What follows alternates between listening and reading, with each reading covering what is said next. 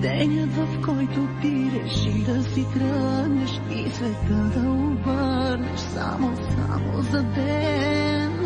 Помислих аз, че всеки правото има пътят си да избира и да бъде щастлив.